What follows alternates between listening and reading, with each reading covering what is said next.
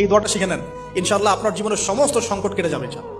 আমি নিজে ওই দোয়াটা বেশি বেশি করার চেষ্টা করি। দোয়াটা হচ্ছে, মুসা আলাইহিস সালাম একটা গাছের নিচে হেলান দিয়ে বসলেন, বসে দেখলেন দুজন মেয়ে দাঁড়িয়ে আছে দূরে, পানি নিতে পারছে না।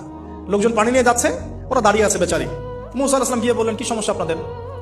এটা নিয়ে আপনারা আবার মেয়েদের সাথে কথা বলার চেষ্টা করেন, ঠিক আছে? তো মাহারাম গায়রা মাহারাম মেনে চলে।